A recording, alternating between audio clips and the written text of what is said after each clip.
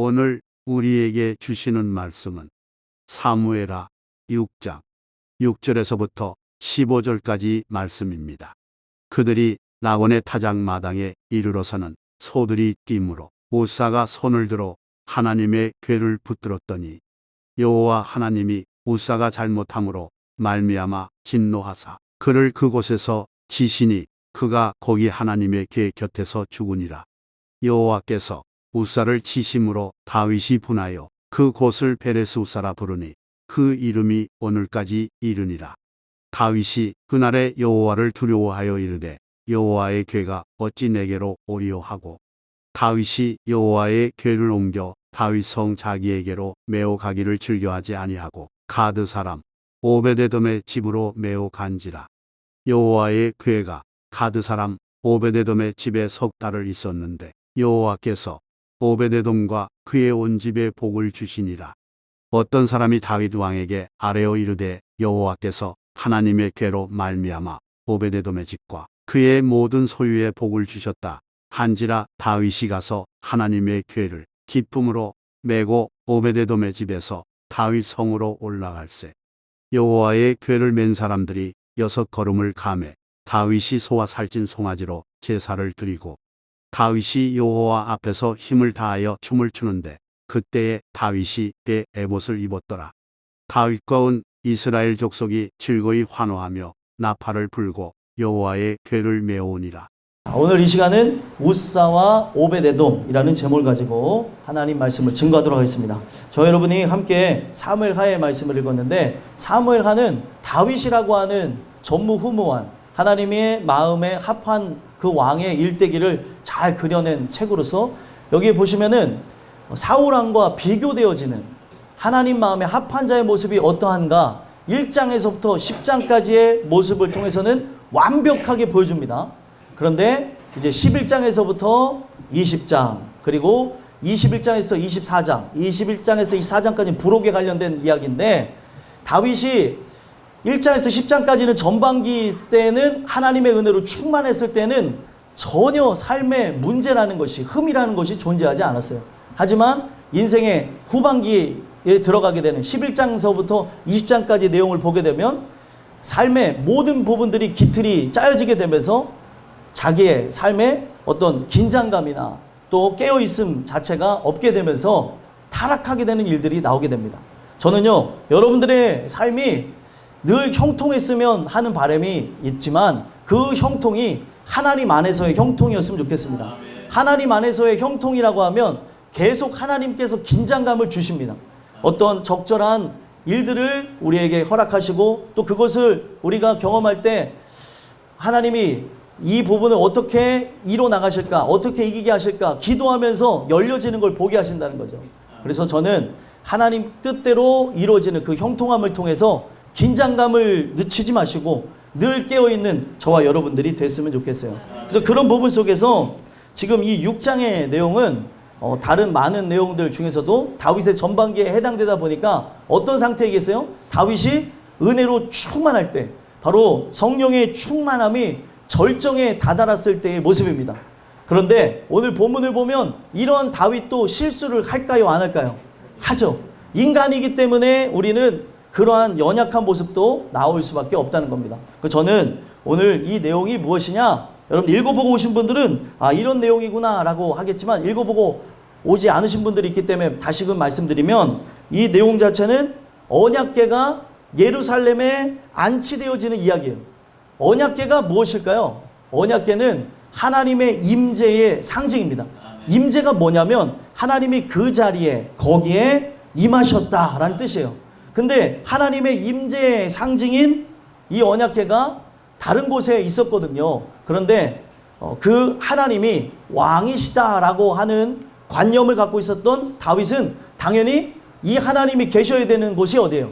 예루살렘이죠. 수도에 계셔서 이스라엘을 진정 왕으로 통치하기를 바라셨던 겁니다. 그런 부분에서 늘 기도하고 바라고 원하며 나갔었는데 그가 사실은 성전을 건축하며 안치하기를 원했지만 하나님은 성전 건축에 대해서는 그 아들 대인 솔로몬을 통해서 하시겠다고 말씀하셨고 그는 그 하나님을 모시기를 원하다가 어떻게 합니까? 다윗성을 이제 만들고 그 성 안에다가 안치하는 것으로 바로 하나님의 임재의 상징인 법궤가 예루살렘으로 돌아오는 데에 그 모든 계획을 세웠다는 거예요. 그래서 오늘 말씀은 늘 학수고대하고 기대하였던 법궤가 늘 하나님의 은혜 가운데에 예루살렘에 있었으면 좋겠다. 바로 나의 옆에 늘 함께 계시면 좋겠다라고 생각을 했는데 그 법궤가 예루살렘으로 돌아오게 되는 이야기라는 거예요. 그래서 오늘 이야기를 통해서 4명의 인물 중심으로 얘기를 하려고 해요. 4명의 인물. 몇 명이요? 4명. 4명인데 여러분들 이 4명만 기억하시면은 오늘 말씀은 다 기억하는 거예요. 그래서 이 4명의 인물 중심으로 바로 여러분들에게 말씀을 드리고자 하는데 이 말씀의 제목인 두 사람은 한 사람은 심판을 받았던 존재고 한 사람은 바로 복을 받았던 사람입니다. 한 사람은 저주를 받았고 한 사람은 복을 받았던 사람. 그리고 또다시 등장하게 되는 인물이 누구냐? 오늘 말씀을 쭉 이끌고 나가는 다윗이라고 하는 전무후무한 왕과 또 그의 아내였던 미갈의 이야기를 들려드리려고 해요. 그래서 오늘 이 내용은 여러분들 쉬운 내용이에요. 그래서 아이들도 이렇게 함께 말씀을 듣고 있는데 아이들일지라도 말씀을 사모하면 이 내용이 아주 명확하게 들려질 것이고 어른일지라도 이 시간을 허투루 보내신다면 멍하게 앉아 계신다든지 아니면은 깊은 입신에 들어가신다든지 그러면은 이 말씀을 들으셔도 못 알아듣는다라는 걸 말씀드리시고 오늘 이 말씀을 통해서 은혜 받는 귀한 시간이 되셨으면 좋겠습니다. 그래서 오늘 말씀의 첫 번째 우사에 대해서 살펴보면 우사는 지금 여호와의 그 궤를 이끌고 나아가는 소를 끄는 사람인 것을 알 수 있습니다. 6절 한번 읽어볼까요? 6절을 읽어보겠습니다. 읽겠습니다. 시작. 그들이 나곤의 타작마당에 이르러서는 소들이 뛰므로 우사가 손을 들어 하나님의 궤를 붙들었더니 아멘. 지금 이 내용을 보니까 우사라고 하는 사람 자체가 그 소를 이끌고 가며 소에 뭐를 태웠습니까? 하나님의 궤를 법궤를 태워서 가는 걸 보게 됩니다. 그러던 중에 그 사람은 지금 하나님의 법궤를 이끌고 나아가는 책임자로 임명을 받은 거죠. 그렇죠? 그 임명을 받고 이 여호와의 궤를 법궤를 이 법궤 안에 뭐가 있어요, 여러분들? 법궤 안에 뭐가 있죠? 십계명이 있고 그리고 아론의 쌍난 지팡이가 있고 또 뭐가 있습니까? 만나가 있잖아요, 만나.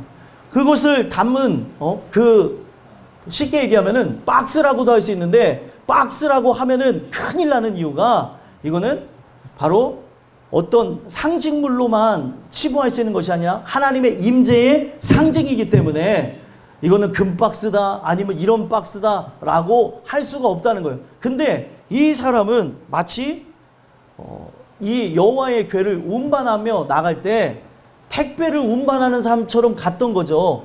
택배를 운반할 때 가장 중요한 게 무엇입니까? 택배가 파손되면 안 되잖아요. 요즘 공감을 되게 많이 하시네. 이 파손되게 되면 잘못하면은 택배를 운송하신 분이 물어야 될 수도 있어요. 그렇죠?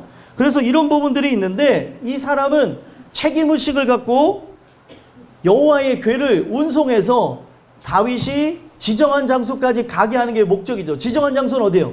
예루살렘이었던 거예요.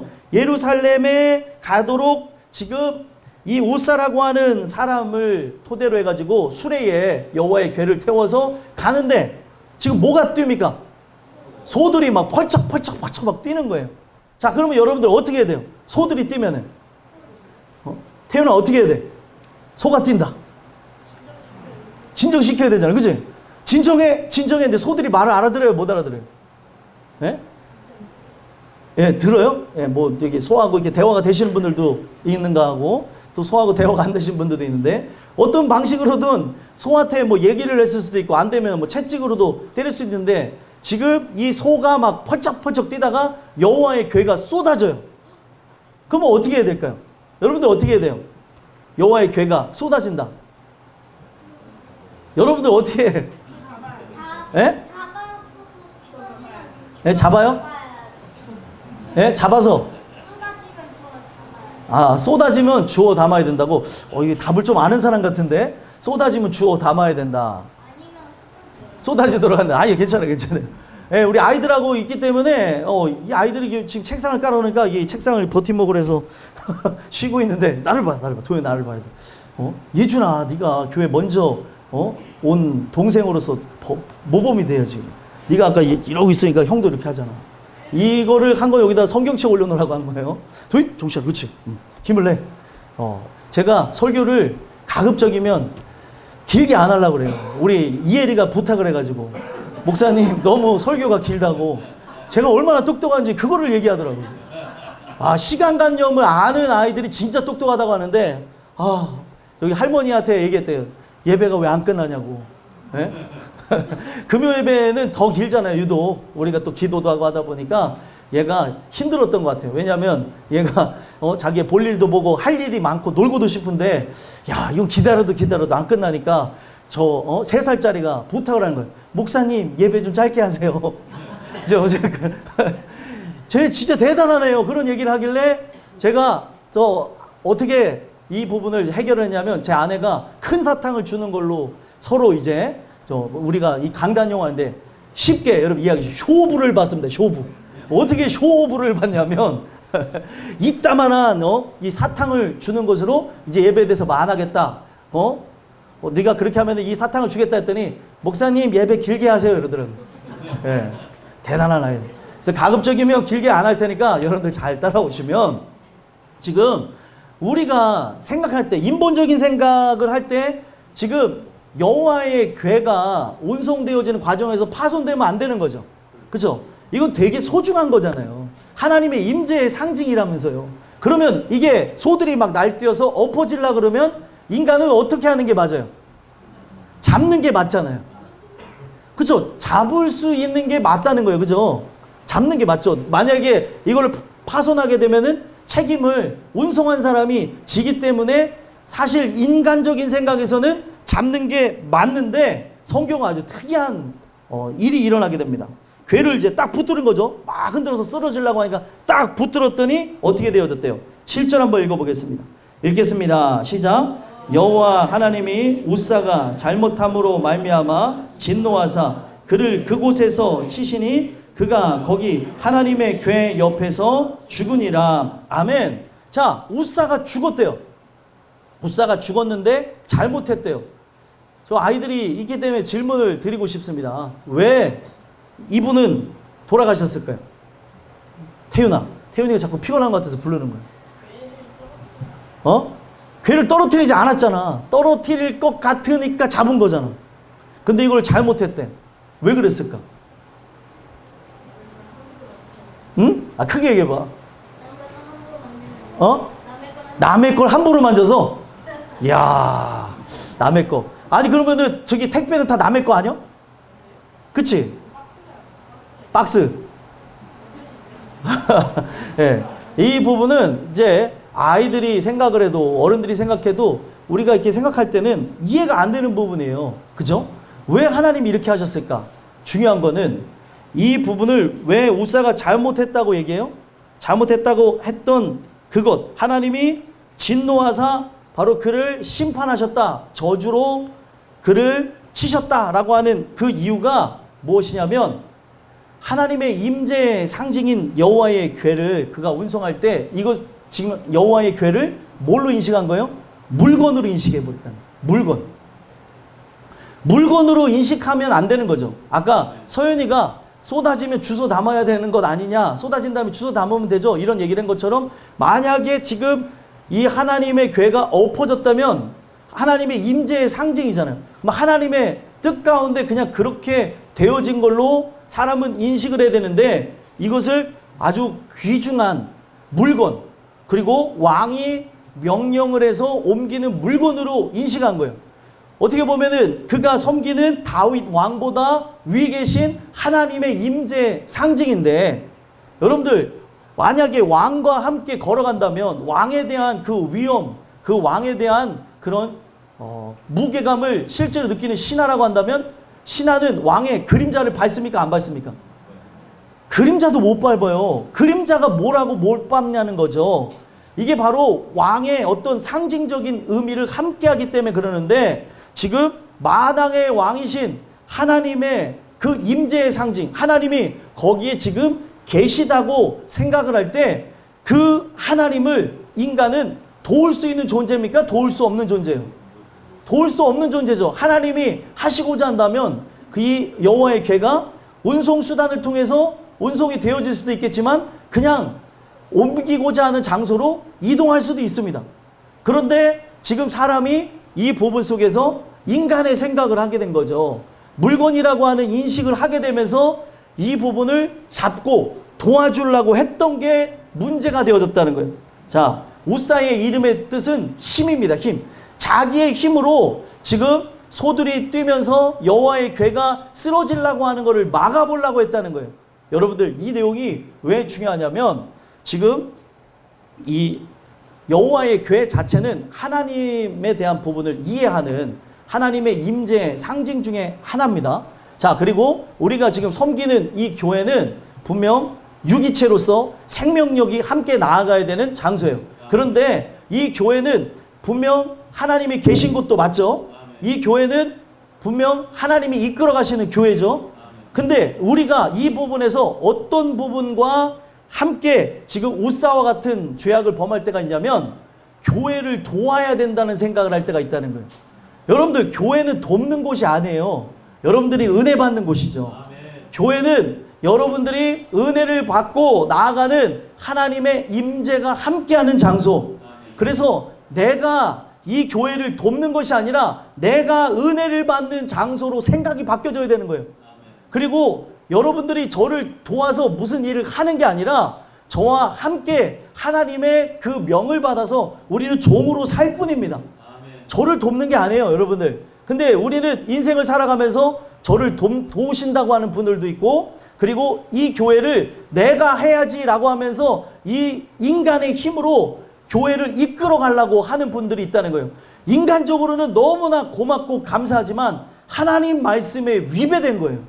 왜 그러냐? 하나님은 홀로 영광을 받으시는 분이에요. 하나님 스스로 일을 하시기에 부족함이 없는 분인데 이 하나님의 하시는 일들을 내가 도와줘야겠다라고 하는 것은 엄청난 불찰이라는 거죠. 어떻게 인간이, 죄 많은 인간이 툭 하면 이리 가고 툭 하면 저리 가고 하루에도 12번 이상 변하는 게 인간인데, 나 같은 그런 죄인을 붙잡아 주시는 분이 하나님인데 내가 하나님을 붙잡아야 된다. 내 힘으로 그를 내가 붙잡아야 된다. 내가 그를 세워야 된다. 이게 바로 나도 알지 못하는 안타까운 오만의 행위라는 거예요. 그래서 중요한 거는요, 이 교회는 여러분들이 어떤 도움을 통해서 세워져 나가는 게 아니라 여러분들이 봉사하시는 곳이에요. 하나님께 감사한 자들이 이 일도 하고 저 일도 하고 누가 시키지 않아도 움직이는, 자력으로 움직이는 생명의 공동체입니다. 그래서 제가 여러분들이 어떤 임무를 들여서 하실 수도 있지만 임무를 드리지 않아도 그렇게 하실 수 있는 곳이 교회인 거죠. 근데 우리가 자칫 잘못하면 교회를 도와야 된다. 개척교회를 살려야 된다. 저는요, 우리가 그런 생각을 가질 때가 있다는 거예요. 어떤 그 유명한 분이 교회를 살리겠다고 하면서 막 중구난방으로 교회에 파송시키는 분이 있어요. 어떤 유명한 분이.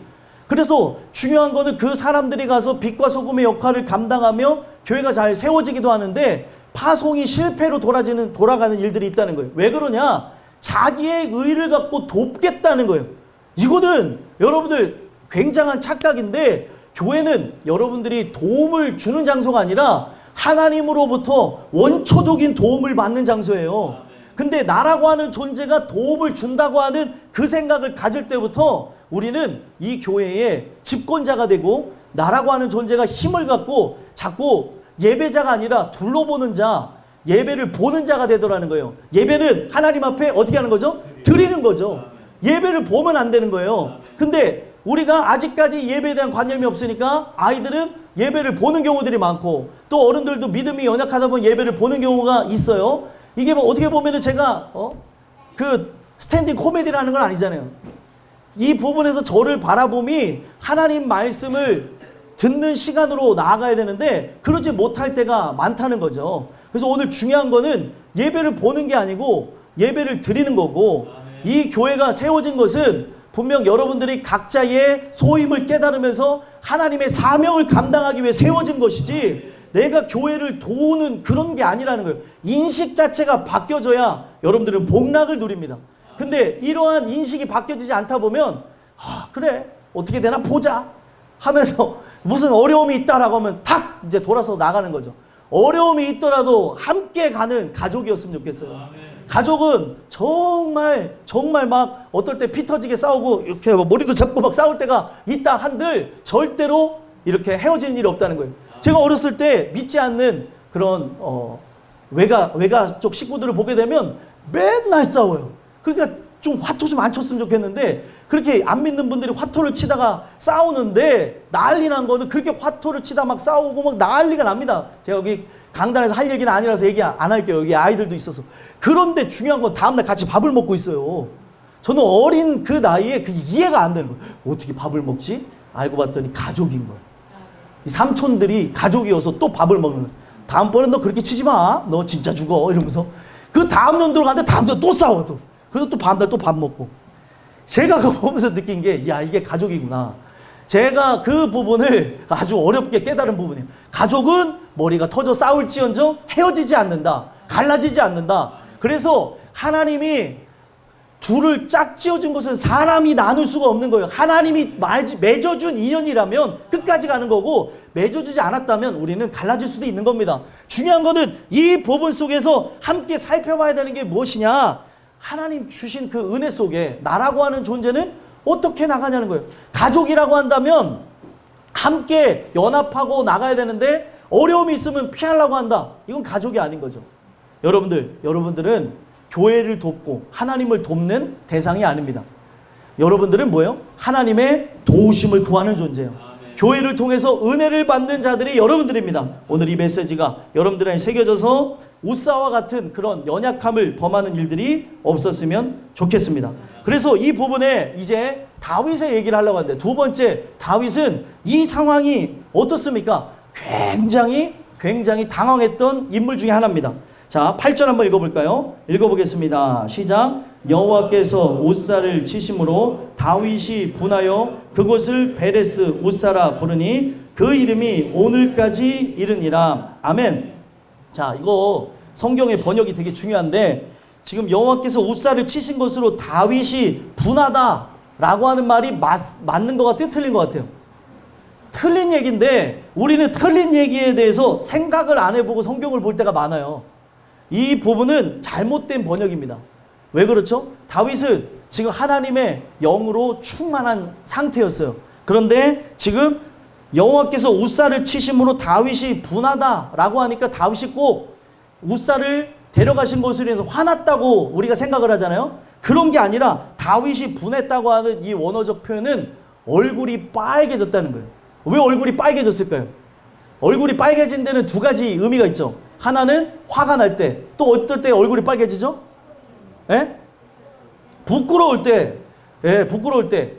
우리 예언이, 우리 부목사님 아들 예언이는요, 항상 부끄러우면 귀가 빨개져요. 귀가 이렇게 빨개지고, 저쪽에 앉아있는 저기 범진 성도도 뭐가 이렇게 부끄러우면 귀가 시뻘개집니다. 이게 자체 센서가 있나 봐요. 자체 센서가 있는 사람들은 귀들이 이렇게 시뻘개지는데, 그래서 그걸 통해서 저 사람이 지금 화가 났는지 지금 당황했는지를 알 수가 있는데 지금 그런 부분 속에서 이 내용을 본다면 다윗이 분하다고 하는 말은 귀가 빨개지고 얼굴이 빨개질 만큼 아주 부끄러운 창피한 상황이었다는 거예요. 왜 이 부분이 부끄럽고 창피했을까요? 이걸 지시한 사람이 누구예요? 다윗이에요. 다윗이 지금 자기도 모르게 실수를 범한 게 하나님의 임재의 상징이에요.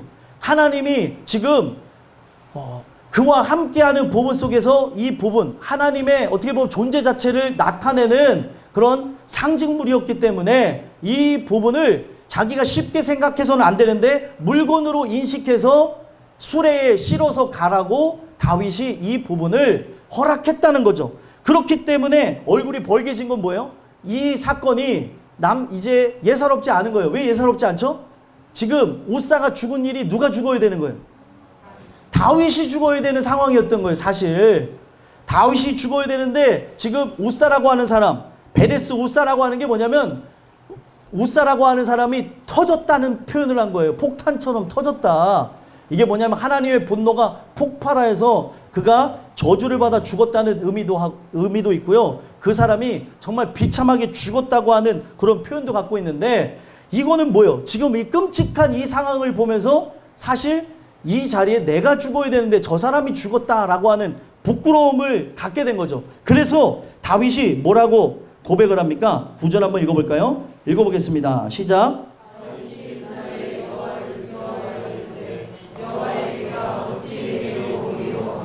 아멘. 지금 다윗이 두려워했다는, 화가 났으면 두려워요, 안 두려워요? 예, 화가 났으면 두렵지도 않죠. 화가 난 게 아니고 굉장히 부끄러웠다는 겁니다. 그래서 여호와를 두려워하여서 여호와의 괴가 어찌 올 것인가. 정말 여호와의 괴가 예루살렘에 입성하게 되는 것은 진심 어린 마음이었는데, 이 부분에서 자기는 어떤 방법을 취해야 할 줄을 모르면서 어떤 결정을 하지 못할 때 다윗이 어떻게 합니까?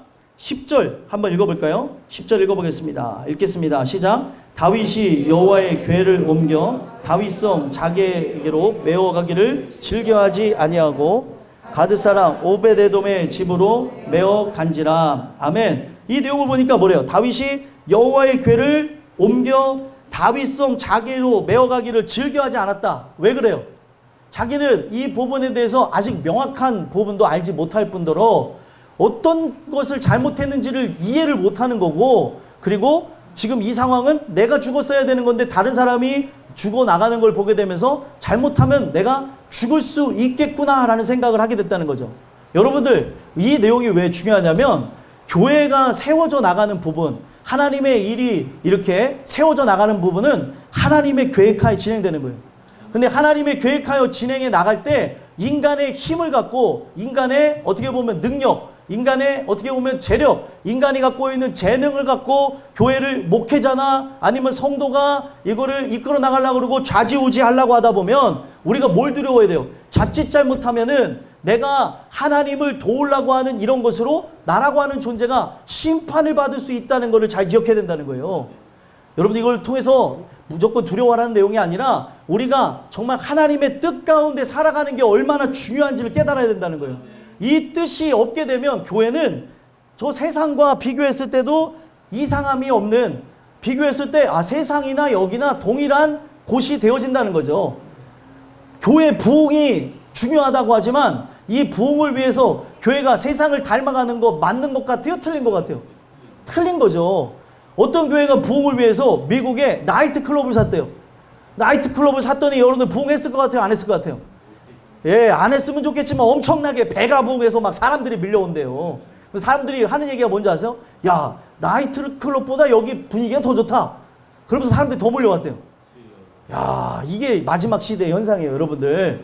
오늘날 우리가 교회가 어떤 장소인지를 모르면은 세상을 닮아가고 그냥 모든 게 좋은 거고 잘 되면 좋은 거다라고 하면서 똥인지 된장인지 구분 못하고 에이, 찍어봐야 맛이지 하면서 이렇게 먹어보면 되겠습니까, 여러분들?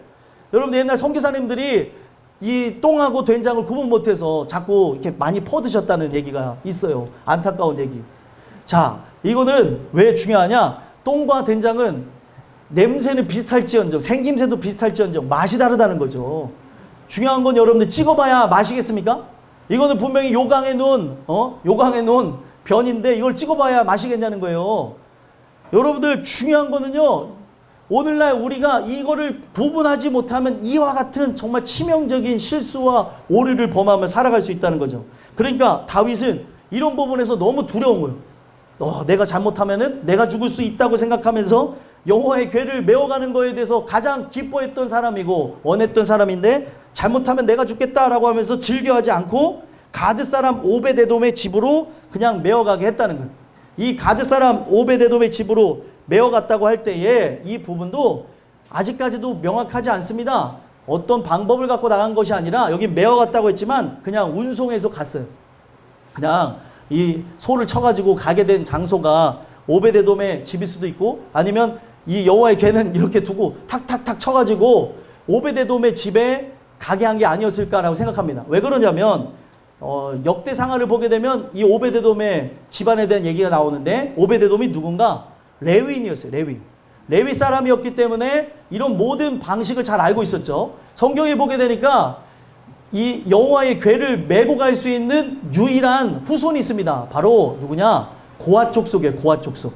그 레위 족속 중에서도 고앗 족속만 이 궤를 메고 갈 수 있는 것이지 다른 족속이 메어서는 안 된다고 성경은 명시해뒀다는 거예요. 근데 다윗이 이런 부분을 다 알 수는 없었을 수 있잖아요. 그래갖고 이런 부분에서 혼란함을 겪고 있을 때에 오베데돔 집에 여호와의 궤가 들어갔다는 거예요. 그 다음에 어떤 일이 일어납니까? 자, 11절 한번 읽어보겠습니다. 읽겠습니다. 시작.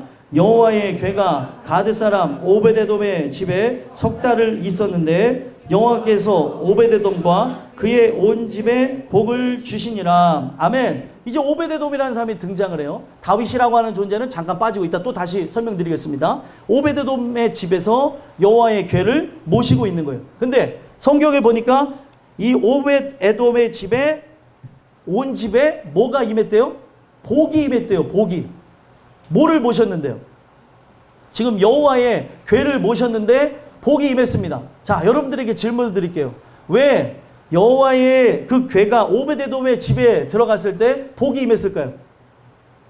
우리는 이미 앞전에 우사에 대해서 들었기 때문에 그가 어떻게 했을 거라고 인식하는 게 당연한 거예요. 지금 오베데돔은 어떻게 여호와의 궤를 모셨을까요? 어떻게 했을 것 같아요? 어려워요? 우리 은진이 오늘 열심히 듣고 있어요. 이야, 박수는 이따가 받고. 자, 중요한 거는 우리 은진이가 얘기한 게 정답이었어요. 물건으로 인식하지 않은 거예요. 여러분들, 우리가 이 교회를요, 또 우리가 하나님의 일들을 그렇게 생각할 때가 있는데, 물건으로 인식하거나 또 우리가 어떤 인간의 의가 작용해서 나가면 안 됨에도 불구하고 그럴 때가 있는데, 오벳에돔 자체는 여호와의 궤 자체를 하나님의 임재 자체로 받아들인 거예요. 그리고 지금 이것은 엄청난 영광, 우리 가문의 영광, 지금 우리 집안 자체가 이 여호와의 궤와 함께 나간다는 것이 진정한 복임을 깨달았습니다. 바로 여러분들의 인생이 바로 이 땅끝교회와 나간다는 것이 여러분들의 인생의 진정한 복임을 깨달아야 여러분들의 삶에도 복락이 임하게 되는 거예요. 근데 다 똑같은 교회지 뭐 교회가 뭐 거기서 거기 아니요? 근데 그 교회는 예배를 1시간 반이나 드린다며? 안 가. 야, 거기는 저기 3살짜리 애도 거기 손을 흔들어서 안 돼. 거기 설교가 길다고 얘기할 정도로 안 돼. 만약에 그러면은, 그런 사람들 많거든요. 우리 교회 와서 설교만 줄여주면은 교회 다니겠다. 이런 분들, 다 좋은데 설교가 길다고. 여러분들, 이 예배의 꽃이 바로 말씀인데, 이 말씀을 정말 내가 진수성찬을 차려준다고 하는데, 이걸 왜 마다하냐는 거예요. 저는 소식가라고 해서요. 조금만 더 먹으면 체해요. 이러실 거예요? 여러분들, 백고래를 늘려서라도 받아 먹어야 될 거 아니에요. 저는요, 좀 분유가 좀 체질이어서. 아닙니다. 단단한 음식을 드셔야 되는 거예요. 오늘 이 메시지가 왜 중요하냐면, 여러분들을 복받게 하셔서, 진정한 복입니다. 세속적인 복이 아니에요. 진정한 복을 받게 하셔서 여러분들이 어떤 상황에서도 좌절하지 않고 기쁨과 감사가 넘치고 하나님의 영광으로 드높이게 하시고자 부르셨다는 거죠. 그러니까 오베데돔은 이게 웬일인가? 정말 하나님의 임재의 상징인 여호와의 궤가 들어왔다는 것, 바로 이것을 섬길 수 있다는 것에 정말로 버거워한 게 아니라, 이거 잘못하다가 이거 잘못 건드리면 죽는 거 아니야? 이거 잘못하면 혼나는 거 아니야? 이거 잘못하면 이거 안 해. 야, 이렇게 할 바에는 내가 아무것도 안 해. 이거 아닙니다, 여러분들. 잘 들으셔야 돼요. 우리가 그럴 수 있다는 거예요. 이 교회에서 우리가 어떤 일을 할 때에 하나님의 뜻 가운데 하는지를 조심할 줄 알아야 하나님의 사람인 거예요. 모든 것이 좋은 뜻이라고 해서 좋지 않을 수가 있다는 거죠. 모든 부분이 성경 안에서 잘 이루어지는 부분인가를 살펴봐야 되는 거예요. 근데 그런 부분에서 정말 하나님의 임재의 상징인 여호와의 궤를 섬길 수 있는 영예를 누렸다고 하니까 너무나 감사하고, 그는 어떻게 했을 것 같아요? 여러분들이라고 하면은 하나님의 임재의 상징이 여러분들의 집에 들어왔어요. 그럼 어떻게 하겠습니까? 저거 잘못 건드리면 죽으니까 저기다가 가만히 두자라고 하겠습니까? 뭐를 할 것 같아요? 예? 저라고 한다면 이 질문이 좀 어렵죠. 어떻게 하면 또 잘못하면 대답하면 손해 볼 것 같아서 저라고 한다면 여호와의 괴가 들어왔어요. 저는 예배를 드릴 것 같아요. 매일마다. 하나님이 바로 나의 예배를, 나의 얼굴, 이 면전 앞에서 지금 내 예배를 받는다고 생각하니까 너무나 기뻐서 늘 예배 드릴 것 같아요. 지금 이 땅끝 교회에서 드려지는 예배가 여호와의 면전 앞에서, 얼굴 앞에서 드려지는 예배입니다. 근데 이 예배 드릴 때에 우리의 모습이 다 천태만상이죠. 어떤 사람은 사모하는 마음 갖고, 어떤 사람은 사모하지 않는 마음, 어떤 사람은 정말 삶의 모든 굴레를 다 쓰고 오셔갖고 정말 피곤하고 정말 괴롭고 난 수고하고 무거운 짐진 자다, 건들지 말아라. 네, 오늘 우리가 이 부분 속에서 받아야 되는 거는 내려놔야 돼요. 이 세상의 죄의 짐은 내려놓고 하나님 말씀을 채우고 돌아가셔야 되는 거예요. 그래서 오늘 이 메시지가 왜 중요하냐면, 우리가 정말 이 세상을 살아가는 기본적인 활동을 통해서 본질적인 활동을 놓칠 때가 있다는 걸 꼭 기억해야 된다는 거예요. 하나님의 뜻대로 나아가고 하나님이 영광 받으시는 일에는 우리가 최선을 다해야 됨에도 불구하고 못할 때가 있는데, 썩어질 일, 무가치한 일, 우리가 안 해도 되는 일에는 왜 이렇게 나서서 이렇게 하려고 하냐는 거예요. 오늘 이 메시지를 통해서 오베데돔과 같이 하나님의 임재의 상징이 왔다고 하는 이것을 즐거워하면서 이 섬기는 부분에서 전심으로 하셨으면 좋겠습니다. 그랬더니 그의 온 집에 뭐를 줬다고요? 복을 줬다는 거예요. 이 복이 무엇입니까? 바라크입니다.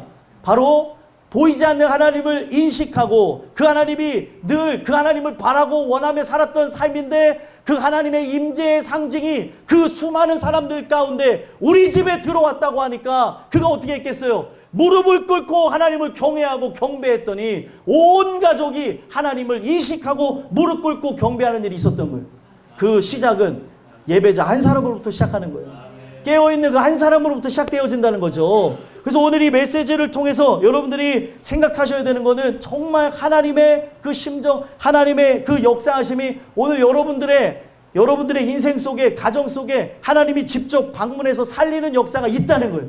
이것을 여러분들 믿으시면서 감사하는 일들이 있었으면 좋겠고요. 여러분들이 참된 예배자로 나가시니까 여러분들의 사랑하는 이들이 하나님의 역사하심을 통해 바로 여러분들이 그 하나님을 인식하고 무릎을 꿇고 경외하는 여러분들의 삶의 모습을 통해 여러분들이 사랑하는 이들이 돌아오게 될 줄 믿습니다. 이 내용이 왜 중요해요? 온 집에, 한 사람이 아니라 온 집에 복을 주셨대요.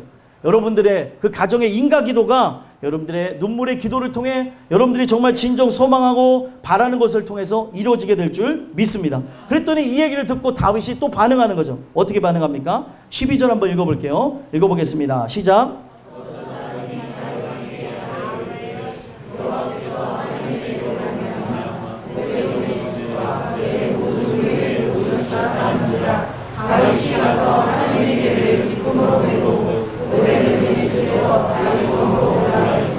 아멘. 자, 여기 보면 어떤 사람이 다윗 왕에게 이 사실을 알렸어요. 지금 다윗 왕이 두려워하고 있는 거죠. 그리고 이 부분이 그에게는 어떻게 되어진 거예요? 트라우마처럼 되어진 거죠. 앞에서 지금 자기는 좋은 일을 한다고 했는데 이 부분이 어떤 연고에 의해서 어떤 문제가 있었는지 명확하게도 모르고, 내가 이거를 의도했는데 나는 살아남았다 라고 하면은 이게 엄청난 트라우마로 작용할 수가 있다는 거예요. 그래서 이런 부분 속에서 두려워하고 있었는데, 지금 어떤 사람이 와가지고 어떻게 합니까? 어떤 사람이 와서 지금 오베데돔의 집에 이런 복을 받았다.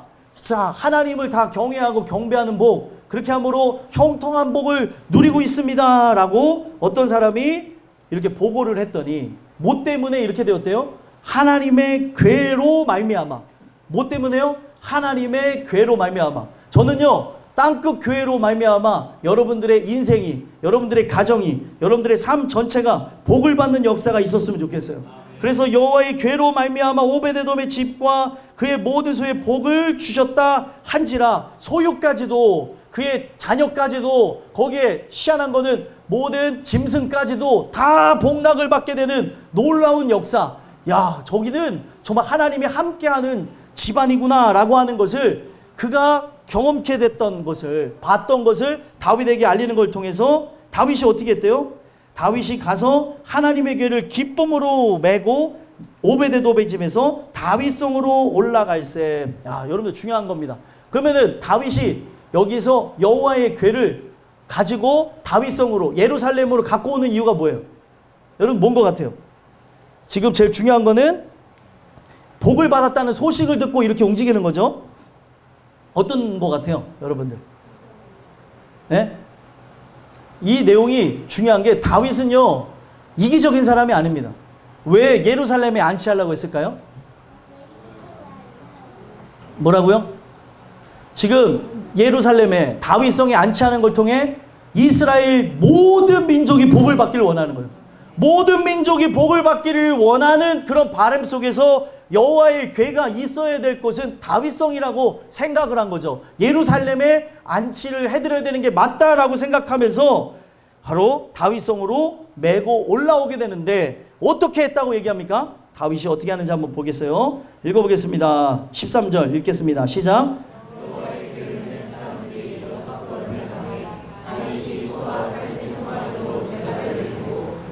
자, 여호와의 궤를 맨 사람이, 아까 전에 어떻게 했어요? 여호와의 궤를 실어서 운송했었죠. 근데 여호와의 궤를 맨 사람들이, 쉽게 얘기하면은 레위 족속 사람들이 했고, 레위 족속에서 고앗 자손들이 이 궤를 메고 움직이는데, 여러분들 어떻게 합니까?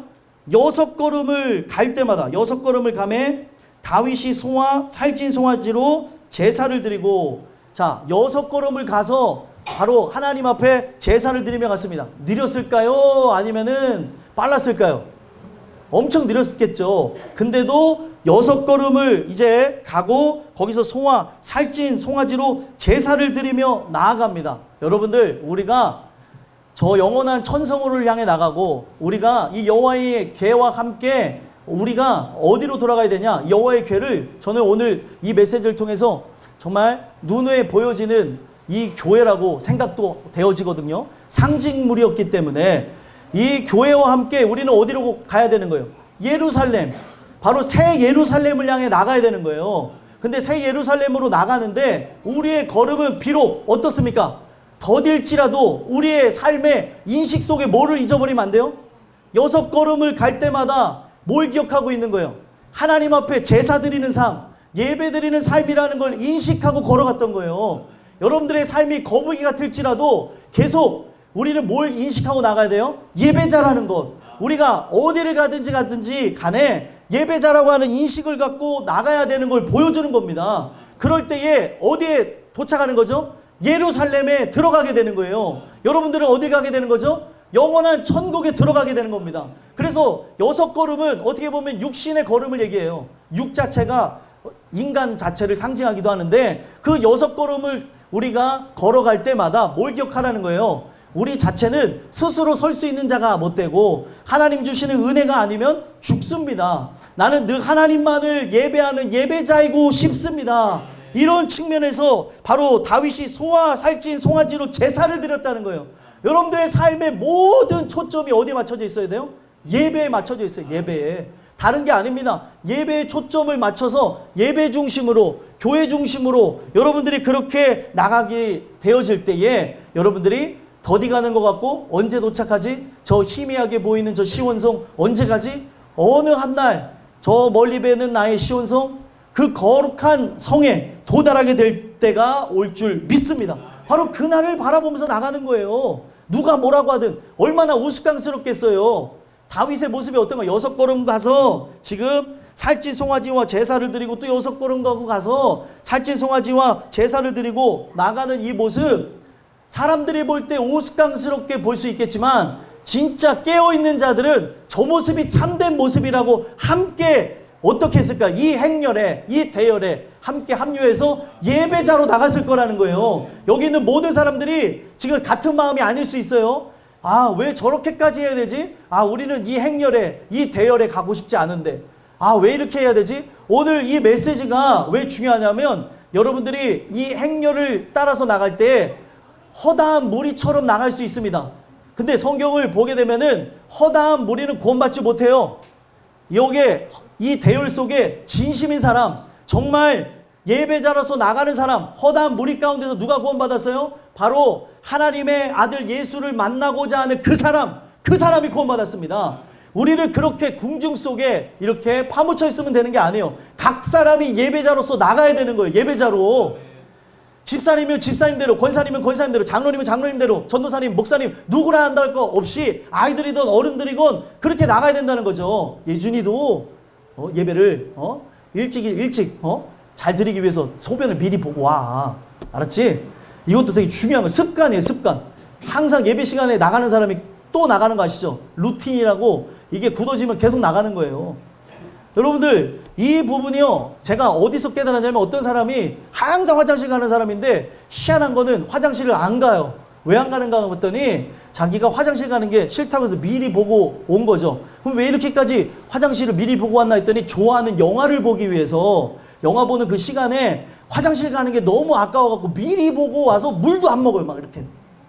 누구 얘기인지는 모르겠지만 예, 물도 안 먹으면서 그렇게 해 나갔더니 진짜 영화 시간 요즘 길지 않습니까? 뭐 3시간이든 2시간이든 끝까지 앉아있는 거죠. 그렇게 하면서 이 영화를 한순간도 놓치지 않겠다고 하면서 물도 음료도 안 마시는데 하나님께 드리는 예배 가운데는 왜 이렇게 우리가 태도가 어린아이들이건 어른들이건 그러냐는 거죠. 이 부분이 내 인생을 바꾸는 시간이에요. 예? 그렇기 때문에 저기 왜 이혜리가 그런 얘기를 했냐면 너 예배 드리기 시작하면 움직이지 말라 그랬대, 할머니가. 저 할머니 대단한 할머니예요. 좋은 할머니인지 고약 할머니인지 모르겠는데 아무튼 저 할머니가 예배가 시작되면 너 움직이면 안 된다.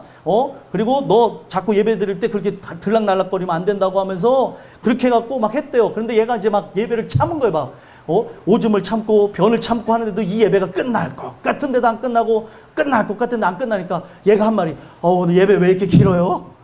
예. 참아보라는 거죠. 오늘 예배 가운데에 이 한 말씀을 놓치지 않고자 하는 마음이 있어야 되는데 사람은 중요한 얘기, 저 사람이 꼭 들어야 될 때 이 중요한 거는 이 생리적 현상이 일어날 수도 있는 거예요. 우리 모두가 다 들어야 되는 대상이지만 그런 부분에서 좀 사모함을 가져보자는 거죠. 하나님 주시는 은혜가 우리를 바꾼다는 거예요. 중요한 거는 지금 우리가 드리는 예배의 모습이 사람들은 이해가 안 되고 우스꽝스러워 보이고, 야 요즘에 예배는 설교는 15분 이상 하면 안 된다는 시대가 되어졌다고 하는데, 야 땅끝 교회는 뭐 설교를 그렇게 오래 한다며? 시대를 역행하면 사람들이 이해를 못해요. 근데 그 이해를 못하는 우리 교회가 여러분들 부흥하고 있습니다. 왜 부흥할까요? 말씀을 사모하는 사람들이 모이시는 거예요. 여러분들이 말씀을 사모한다면 이 사모함이 모습으로 드러났으면 좋겠다는 거예요. 애어른할 것 없이. 그래서 여러분들 이 부분 앞에서 허다한 무리로 쫓아가는 사람이 있는가 하면 정말 사모해서 예수님의 제자로 따라가는 사람이 있다는 거예요. 그래서 과거에 아주 유명한 일화가 있습니다. 어떤 일화가 있냐? 당신은 제자입니까? 아니면 팬입니까? 팬도 따라가나요? 오빠! 하면서 막 따라간다니까요. 오빠! 오빠! 하면서.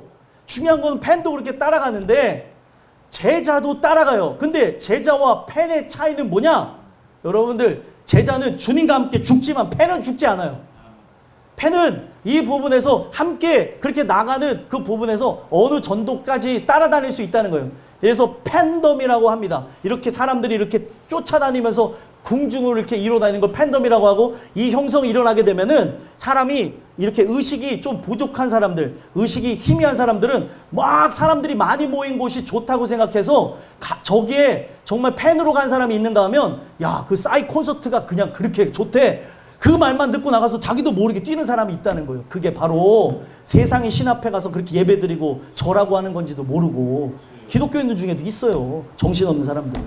왜 그러냐? 이 부분이 나라고 하는 존재가 어디 앞에서 뛰놀아야 되는지를 모르는 거예요.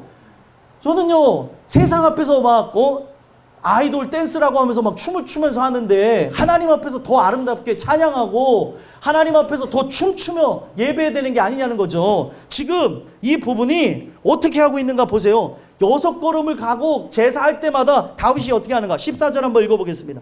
읽겠습니다. 시작. 다윗이 여호와 앞에서 힘을 다하여 춤을 추는데 그때에 다윗이 배 에봇을 입었더라. 아멘. 성경은 의도적으로 여호와 앞에서 힘을 다해서 뭐를 췄대요? 춤을 췄대요. 자, 우사의 이름의 뜻이 뭐라 그랬죠? 힘이라 그랬어요. 힘을 다하여 하나님을 돕는 게 아니라 힘을 다하여 예배하시라는 거예요. 하나님 앞에 예배자로서 나라고 하는 존재가 찬양하고 예배하고 그래야 되는데 내가 하나님을 돕는 일에만 그렇게 열심을 갖고 있냐는 거죠. 힘을 다하여서 지금 여러분들 웃사처럼 하나님을 도우려고 하는 모습이 있는 건 아닌지, 지금 다윗처럼 여호와 앞에서 힘을 다하여 춤을 추는 사람은 아닌지 돌아보자는 거예요. 일부러 의도적으로 힘을 다하여라는 말을 썼습니다. 여러분, 힘을 다하여서 뭐를 합니까? 주 여호와 그 하나님을 사랑하십니까? 아니면 사랑하지 않습니까? 우리의 삶은 그렇게 맞춰줘야 되는 거예요. 그래서 여러분들, 왕임에도 불구하고 다윗은 춤을 추는데 뭘 입었대요? 배 에봇을 입었대요. 배 에봇을 입었다는 게 어떤 의미인지 아십니까? 왕의 의복을 벗었다는 거예요. 왕의 의복을 왜 벗었은 것 같아요? 누가 진짜 왕이라는 거예요?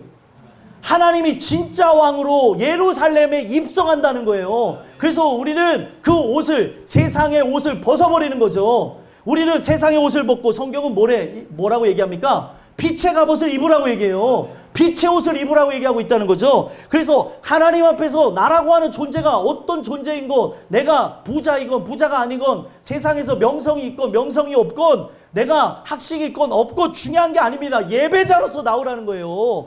그래서 다윗은 자기의 모든 그 권위를, 그 위를 내려놓고 베옷을 입고 덩실덩실 춤추며 가는 거예요. 그랬더니 지금 이 부분을 보면서 진짜 하나님의 그 임재를 소망했던 사람들, 그 신종 통치를 바랬던 사람들은 어떻게 합니까? 마지막 15절 읽어볼게요. 읽어보겠습니다. 시작. 다윗과 온 이스라엘 족속이 즐거이 환호하며 나팔을 불고 여호와의 궤를 메워 오니라. 아멘. 여기 보니까 뭐라고 얘기해요?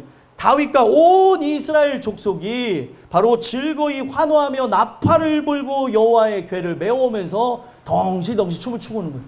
근데 여기는 온 이스라엘이라고 얘기를 했는데, 여기 온 이스라엘이 다 참석하지 않았습니다. 중요한 거는 여기서 말하는 온 이스라엘은 정말 하나님과 함께 그 대열 가운데서 나가는 사람들을 얘기하는 거예요. 그래서 그 부분 속에서 여러분들과 저는 함께 지금 이 궤를 따라서 나가는 존재가 맞는지, 이 궤가요 정말 먼저 이렇게 나가게 될 때 한 1km 정도 앞에 희미하게 보이는 점처럼 나가고, 뒤에 1km 뒤에 백성들이 쫓아가는 거예요. 그렇게 막 덩실덩실 왕이 춤추면서 나갈 때에 함께하는 백성들, 그 백성들을 온 이스라엘, 하나님의 사람으로 칭했습니다. 그러지 않은 사람이 있었을까요? 있었습니다. 저는요, 오늘 이 내용을 통해서 우리는 그 여호와의 궤와 함께, 바로 땅끝 교회와 함께, 하나님이 주시는 그 말씀과 함께 우리가 새 예루살렘을 향해 기쁨으로 나팔을 불고 그렇게 춤을 추면서, 다윗처럼 춤을 추면서 나가는 은혜가 있었으면 좋겠습니다. 마지막 인물이에요. 다윗은 이러한 왕의 그 옷도 내려놓고, 자기 어떻게 보면은 그 소임도 내려놓고 한 백성으로, 하나님의 사람으로, 그의 기르시는 양으로, 죄인으로서 이렇게 나아갔죠. 근데 반면에 이거를 누가 보고 있냐? 16절에 보니까 사울의 딸 미갈이 창으로 내다보고 있어요. 창으로 내다보고 있다는 건 함께 했다는 거예요? 함께 하지 않았다는 거예요? 함께 하지 않았다는 거예요. 지금도 보고 있는 거죠. 여러분들, 예배가 드려지고 있는데 예배를 보는 사람들이 있습니다. 마치 이 창으로, 여기 창 바깥에 일어난 일을 보는 것처럼 보는 사람들이 있는데, 여러분들 예배는 보는 게 아니고 드리는 거예요. 그래서 여러분들 자체가 하나님 앞에 살아있는 예물로 들어지셔야 되는 겁니다. 그래서 여러분들, 마지막으로 네 번째 미갈에 대한 부분을 우리가 살펴보는데, 이 미갈은 예배를 관망하는 사람이었던 거예요. 예배를 드리는 사람이 아니라. 미갈과 같은 그런 모습이 없었으면 좋겠습니다. 그래서 창으로 내다보다가 다윗 왕이 여호와 앞에서 뛰놀며, 지금 누구 앞에서 뛰놀고 있어요? 여호와 앞에서 뛰노는 거예요. 여호와 앞에서 뛰노는 거는 여러분들 합법적이고 즐겁고 행복한 겁니다. 근데 왜 세상 앞에서 뛰노냐는 거예요. 하나님의 자녀들이 반이 다 하든, 그리고 세상 사람들이 이런 길로 걸어가든 하지 말아야죠. 예? 근데 나라고 하는 존재가 기독교인이라는 의식이 없으니까, 이게 바로 세상 앞에서 뛰노는 것이고, 내가 기독교인이라는 마인드가 없으니까 아이도 부모도 똑같이 뛰는 걸 막 좋아하고 막 찍고 촬영하고 좋아하는 거예요. 그냥 오늘 이런 부분들이 아무것도 아닌 것 같죠? 이게 내가 기독교인이라고 하는 마인드를 갖고 있느냐 안 갖고 있느냐, 그런 차이예요. 기독교인이라고 하는 마인드는 누가 심어주는 게 아니고 거듭난 자로서의 이 세상을 보고 판단하고 행동하는 거죠. 여호와 앞에서 뛰어야 되는 거예요. 여호와 앞에서, 하나님 앞에서 예배 드리는데 문제가 있습니까 없습니까? 없어요. 근데 하나님 앞에서는 예배드리지 않고 막 세상에 더럽고 추악한 사람들이 모이는 콘서트 현장이나 아니면 그런 진짜 죄악된 곳에서 술 퍼마시고 하는 나이트클럽에서 추는 그런 자가 바로 여러분들은 아닌지, 청년들, 아이들 뭘 생각하고 나가는지 보자는 거예요. 오늘 내가 하나님 앞에서 찬양하고 하나님 앞에서 이렇게 즐거워야 되는데, 하나님 찬양을 할 때는 소리가 막 개미 소리가 나고 이렇게 부끄러운데 사람들 앞에서는 막 이게 뭐가 이상하다는 거죠. 하나님 찬양할 때는 여러분들 다윗처럼 자기의 옷을 벗고 춤을 춰야 되는 거예요. 이렇게 하나님이 불러준 그 사람 한 사람, 성도로서, 성도의 하나로서 그렇게 나아가야 된다는 거죠. 근데 지금 이 부분을 볼 때 하나님 앞에서 뛰놀고 있는데 춤추는 곳을 보고 누가 손가락질해요? 미갈이 손가락질하는 거예요. 여러분들, 우리 땅끝교회 예배 드리는 사람들, 예배 중심으로 살아가길 원하는 사람들, 정말 하나님 앞에 더 뜨겁게 살아가는 이 부분들을 여러분들 없이 여기지 마세요. 우리 땅끝교회는 중점을 이뤄야 되는 게 예배입니다. 예배. 우리가 사회적인 일을 하기보다 하나님이 정말 원하시는 그 예배가 더 생산적이에요. 세상 사람은 그렇게 생각하죠. 나가서 일하는 것이 생산적이라 생각하잖아요. 아닙니다. 예배 드리는 것이 진짜 생산적이에요. 왜 생산적입니까? 영원한 것을 여러분들이 소유로 주신대잖아요. 그러면 나의 삶 자체가 예배자로서 나가야 되는데 도대체 뭐를 위해서 나가냐는 거예요. 그래서 결국에 이 미갈이라는 여인이 얼마나 무서운 여인인가 한번 볼까요? 20절. 오늘 본문에 제가 포함을 안 시켰지만 사무엘하 6장 20절 한번 읽어보겠습니다. 읽겠습니다. 시작. 다윗이 자기의 가족에게 축복하러 돌아오매 사울의 딸 미갈이 나와서 다윗을 맞으며 이르되 이스라엘의 왕이 오늘 어떻게 영화로우신지 방탕한 자가 염치 없이 자기 몸을 드러내는 것처럼 오늘 그의 신복의 계집종의 눈앞에서 몸을 드러내셨도다 하니. 아멘. 여기 보면 지금 미갈이 볼 때 어떤 모습이래요? 지금 이스라엘 왕이 오늘 어떻게 영화로우신지 비꼬는 거죠. 방탕한 자가 염치 없이, 바로 세상 사람을 비유한 거예요. 세상 사람의 술에 취해서 자기가 옷을 입었는지 벗었는지 모르는 것처럼 자기 몸을 드러내는 그 모습과 같이 지금 자기보다 낮은 계집종, 자기보다 낮은 그 천민 앞에서 몸을 드러내고 춤을 췄다는 거예요. 여러분들, 여기서 이제 의혹이 발생해서 옛날에 부흥 강사 목사님들이 이걸 갖고 자꾸 다윗이 춤을 추다가 옷이 벗겨졌다고 하는데, 옷이 벗겨진 게 아니에요, 여러분들. 왜 이걸 자극적인 소재로 바꿔버리고 제일 중요한 내용을 다 빼버립니까? 왕이 의복을 벗은 거죠. 왕이 의복을 벗고 정말 죄인의 모습으로 정말 당신이 왕이십니다 라고 하는 측면에서 그렇게 춤을 춘 이 모습 자체를 미갈이 경박스럽다고 얘기한 거예요. 마치 사람들 앞에 지금 왕의 옷을 벗은 것 자체가 민낯이 드러난 것처럼 벌거벗은 것 같다고 이 부분을 격하한 거지, 그가 빨개 벗고 춤을 췄다는 내용이 아니라는 거예요. 근데 막 이런 내용을 다 이상하게 만들어가지고 막 이렇게 춤을 춰야 된다고 하면서 그러는데 그런 내용이 아닙니다, 여러분들. 다만 우리가 이 부분에서 하나님을 향한 이런 전심, 하나님을 향한 이 예배, 찬송, 우리의 삶 자체가 다윗과 같이 순수해야 되는 것을 얘기하는 거예요. 우리 예배는 누구 앞에서 드리는 거예요? 여호와 앞에서 드리는 거예요. 여호와 앞에서. 그래서 마지막 여기 21절에 보면은 다윗이 미갈에게 이르되 이는 여호와 앞에서 한 것이니라. 누구 앞에서 했다고요? 여호와 앞에서 했다는 거예요. 여호와 앞에서. 지금 이 예배는 뭐예요? 여호와 앞에서 하는 겁니다. 여호와 앞에서 이 예배를 전심으로 드리는 자가 있는가 하면 여호와 앞에서, 이 여호와 앞에서 진행되는 걸 인식하지 못하고 창밖으로 내다보는 미갈처럼 예배를 구경하는 사람이 있는기도 하고, 또 이 부분에서 정말 함께 즐거워하고 함께 기뻐해야 되는데 공감을 못하는 자들이 많이 있어요. 왜 공감을 못하느냐? 주 예수 그리스도와 교감이 없기 때문에 이 능력의 하나님의 역사가 일어나는 현장에서도 이 얘기가 자장가로 들린다는 거예요. 애들이 그러더라고요. 목사님은 능력이 있대요. 우리 아이들이 너무 솔직해요. 그래서 뭐가 능력이 있니 했더니 목사님 얘기만 들으면은 저 잠이 안 왔다가도 잠이 와요 이러더라고요. 아유, 제가 그래서 땀이 지금도 나요. 애들이 순수하다 보니까 그런 얘기를 하는데, 여러분들 아이들이든 어른들이든 아이들이 듣기에 좀 어려운 내용이 있을 수 있죠. 하지만 아이들일지언정 이 말씀에 대한 사모함이 있으면 눈빛이 달라지고 이 말씀에 대한 깊이와 높이, 그리고 넓이에 대한 모든 부분을 전 이해할 것이라 믿습니다.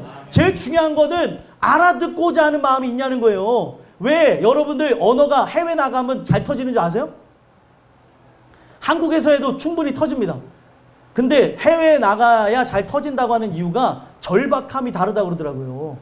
그래서 저는 놀란 게 서울대생을 뉴질랜드에서 있을 때 만났는데 서울대생은 한국에서 언어가 다 터져서 왔어요. 이미 거기에 있는 학생들보다도 더 잘하더라고요. 그래서 물어봤어요. 너 외국어 공부 어떻게 했니? 저요? 그냥 인간 보면서 독학했는데요. 거기에 있는 모든 아이들 다 통틀어서 서울대생이 제일 잘하더라고요. 외국에 나가본 적이 있니? 단 한 번도 없대요. 외국에 왜 나왔니? 제 실력이 어느 정도인가 테스트하러 왔어요. 와, 저건 진짜 그때 제가 쭈글쭈글해지는 걸 느꼈어요. 이렇게 쭈글쭈글해졌는데 제가 그 친구 보면서 열심히 영어 공부도 해야 되겠다, 사역하면서 해야겠다 그런 생각을 했는데 중요한 거는 제가 외국에서 직접 들은 거예요. 왜 이 땅에 넘어오는 줄 아느냐? 똑같이 해도 돼요. 여러분들 그 원어민이 가르쳐주는 그 프로그램 한국에서 영어 마을에서 어디 학원에서 똑같이 선생님하고 해도 안 돼요. 왜냐? 절박함이 없다는 거예요. 근데 해외 나가면 당장 슈퍼도 못 나가고 먹을 것도 못 사 먹고 하다 보니까 저기 뭐 하다가 햄버거 플리즈 뭐 여기서부터 시작하는 거죠. 중요한 건 절박함이 다르다는 거예요. 오늘 하나님이 어떤 분이시냐? 여러분들을 이끌고 나가서 절박하게 만드시는 분이 하나님입니다. 하나님이 구원하시는 백성은 이런 절박함이 나올 수밖에 없도록 이끌어 가신다는 거예요. 그래서 그런 사람들이 되셨으면 좋겠어요. 그냥 이 자리에 온 것도 은혜지만 온 것만 만족하지 마시고 여러분들이 택함을 받은 자로서의 아름다운 모습들이 하나님의 이끄심을 통해 그 절박함이 있는 예배자로 그 예배를 드리는 그 한 사람으로 나타나셨으면 좋겠습니다. 예배는 누구 앞에서 드리는 거예요? 여호와 앞에서, 하나님 앞에서라는 사실을 기억하시고 늘 이 땅끝교회와 말씀과 함께 영원한 천국으로 더딘다 할지라도 항상 예배자로서 살아가는 저와 여러분들이 되기를 간절히 소망합니다. 기도하겠습니다.